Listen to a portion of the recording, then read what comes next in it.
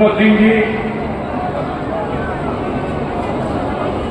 तेलंगाना से चल करके आई, तो नौजवान साथियों, सम्मान से योग्य माताओं बहनों,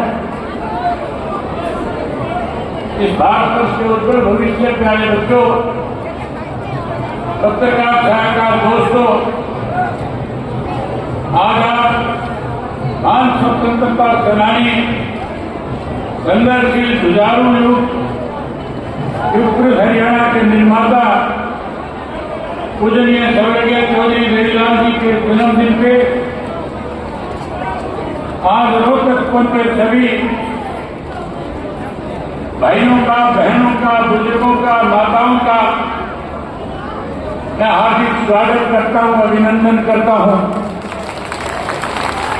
पूजनीय स्वर्गीय चौधरी देवीलाल जी की कर्म शक्ति रोहतक की पवित्र माटी को नमन करता हूं।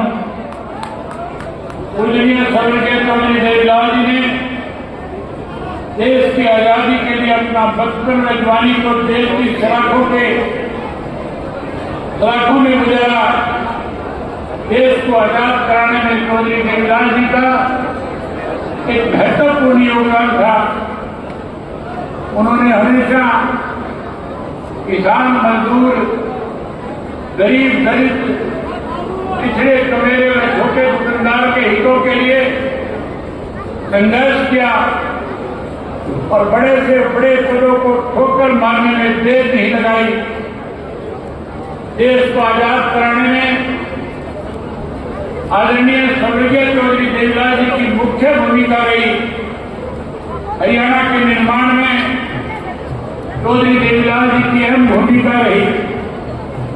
साथियों, इमरजेंसी 1975 में लगी, कांग्रेस ने इमरजेंसी लगाई और इमरजेंसी के बाद अगर हरियाणा प्रदेश में सबसे पहले किसी व्यक्ति की गिरफ्तारी हुई तो उस शख्स का नाम भी आदरणीय स्वर्गीय चौधरी देवीलाल था। जहां चौधरी देवीलाल जी को जेल की सलाखों के पीछे भेज दिया, वहीं स्वर्गीय चौधरी ओम प्रकाश चौटाला जी को भी 19 वर्ष तक जेल की सलाखों के पीछे रहना पड़ा।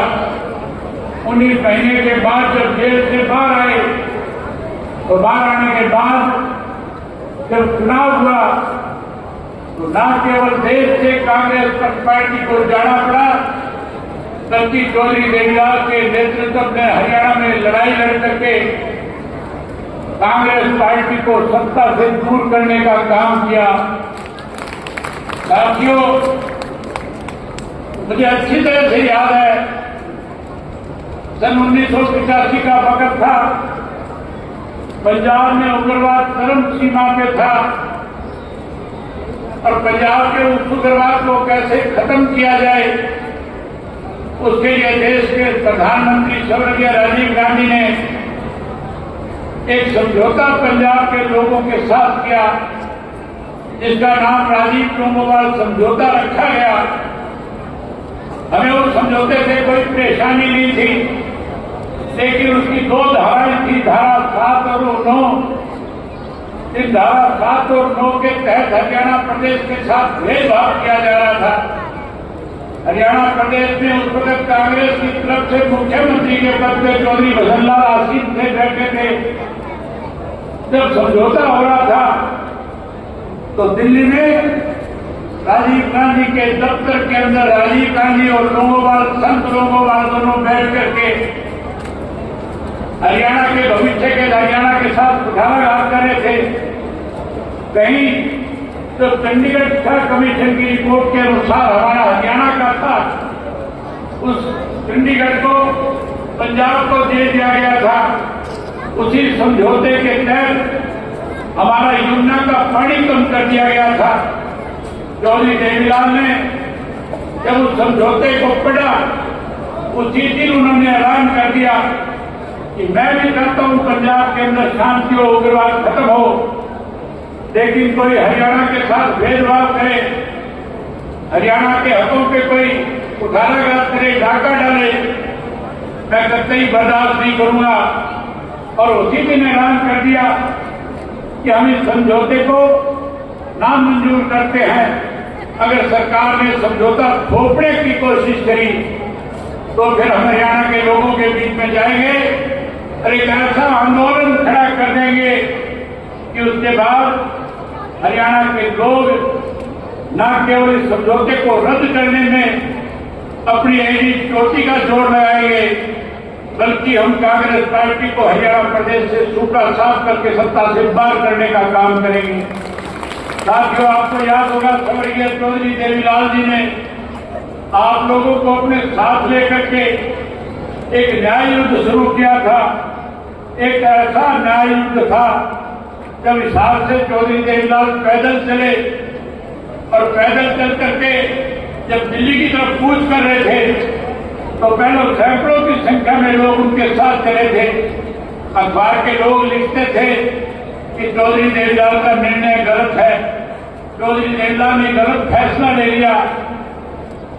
शायद प्रदेश के लोग चौधरी देवीलाल का इस मामले में साथ न निभाए, लेकिन साथ को दिल्ली पहुंचते पहुंचते जो सैकड़ों की संख्या में चले हुए साथी थे वो लाखों की संख्या में तब्दील हो गए थे और लाखों की संख्या में दिल्ली के बोर्ड क्लब पे जाके चौधरी देवीलाल ने कहा या तो राजीव लोगोवाल समझौता वापिस ले लिया जाए, अन्यथा इन महलों में बैठे हुए जो लोग हैं जो देश के ऊपर इस तरह की चीजें थोपने का काम करते हैं, हम आने वाले वक्त में उन्हें यहाँ से उखाड़ फेंकने का काम करेंगे और हरियाणा प्रदेश के साथ किए गए विश्वासघात को खत्म करके हरियाणा प्रदेश के लोगों के साथ न्याय करने का काम करेंगे। साथियों, आपके सहयोग और समर्थन से सन 1987 में जब चुनाव हुआ तो जिन कांग्रेस के लोगों ने हरियाणा प्रदेश को कहीं बर्बाद करने की ठान रखी थी, उन्हीं हरियाणा प्रदेश में आम जनता ने चौधरी देवीलाल के साथ खड़े होकर के उस विधानसभा के चुनाव में कांग्रेस पार्टी का सुपड़ा साफ कर दिया था। 90 में से 85 सीटें जिता करके प्रदेश की सत्ता सौंपने का काम किया था। आज फिर उसी तरह का वक्त चल रहा है। आज देश के अंदर जो भारतीय जनता पार्टी की सरकार है, मनमाने ढंग से लोगों के ऊपर अपनी मनमर्जी के कानून थोपने का काम करती है।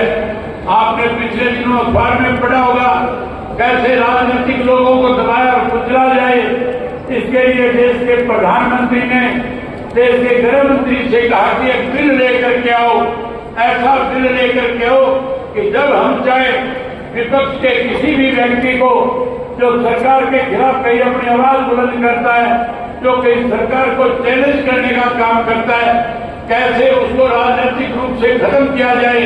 इसके लिए साथियों लोकसभा में एक बिल लाया गया था, आपने पढ़ा होगा।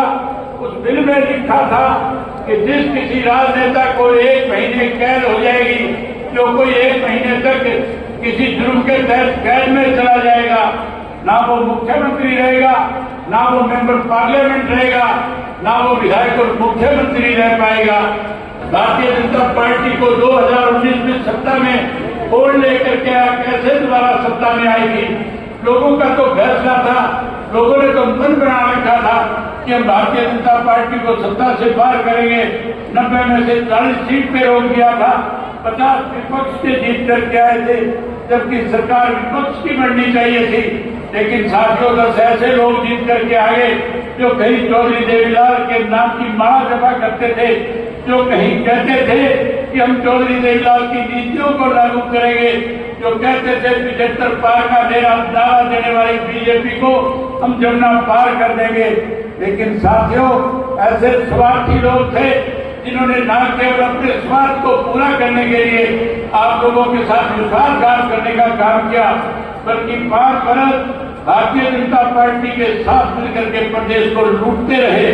प्रदेश के अंदर अनेक घोटाले किए, शराब घोटाला किया, धान घोटाला किया, भाई साथियों रजिस्ट्री का घोटाला किया और रजिस्ट्री के साथ साथ अनेक ऐसे घोटाले थे, अगर सबका जिक्र करूंगा बहुत टाइम लगेगा।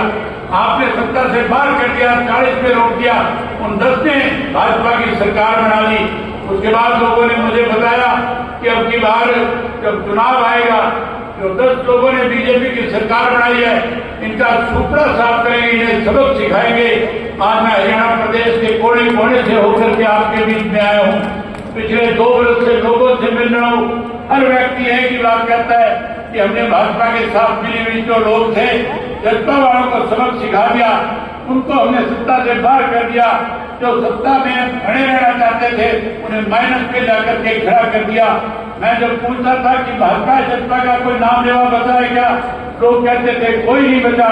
मैं आप लाखों लोग आए हैं, आपसे पूछता हूँ, आप हरियाणा प्रदेश के कोने कोने से चल करके आए हो, आज कोई जेजेपी का नाम लेने वाला इस प्रदेश में बचा है क्या? मैं आपसे पूछना चाहता हूं, प्रेस के लोग सबको दिखाएंगे, आप जोर से बोल करके बताओ कि जनता का पूर्ण रूप से सफाया हो गया कि नहीं हो गया? पूर्ण रूप से सफाया हो गया। जहां जनता का सफाया आप लोगों ने कर दिया, वहीं साथियों अब ये जो तीसरी बार की सरकार बनी है, इसके लिए कोई और जिम्मेवार नहीं है। इस तीसरी बार को बनाने में मुझे पूरे प्रदेश के लोगों ने बताया कि बाप बेटा दोनों ने जहां पे भाजपा की तीसरी बार सरकार बनाई है, वहीं हरियाणा प्रदेश का नाश कर दिया। मैं आपसे पूछना चाहता हूं कि तीसरी बार की सरकार के लिए कौन जिम्मेवार है, कौन दोषी है, कौन षड्यंत्रकारी है? तो जिस तरह से आपने जनता का टुकड़ा साफ किया है, मैं उम्मीद करूंगा कि आने वाले समय में आप जैसे जनता का टुकड़ा साफ करके आए हो, उसी तरीके से इस कांग्रेस पार्टी का भी टुकड़ा साफ करके इंडियन नेशनल लोकदल पार्टी को 2029 में सत्ता में लेकर के आओगे। साथियों, ये कांग्रेसी हमारे बारे में कहते थे, ये हुड्डा और इसका बेटा दोनों लगातार पिछले 2 वर्ष से प्रदेश में जहां कहीं भी गए, भाजपा के खिलाफ कुछ कहने की बजाय केवल एक ही बात करते थे, इंडियन नेशनल लोकदल पार्टी तो वोट काटू पार्टी है। साथियों, ये कहते थे कि हम बी टीम है। मैं आज आपसे पूछना चाहता हूं, हरियाणा प्रदेश में कौन सी पार्टी ऐसी है जो भाजपा के बी टीम के रूप में काम कर रही है? कांग्रेस पार्टी बी टीम के रूप में काम कर रही है। जहां ये हमें वोट काटू कहते थे, मैं आज कांग्रेसियों को खुले तौर से कहता हूं, हम वोट काटने वाले नहीं, हम तो रान काटने वाले हैं। आने वाले 2029 में जब चुनाव होगा तो जहां भाजपा को सत्ता से बाहर करेंगे, वहीं कांग्रेस पार्टी की विरार काटने का काम करेंगे।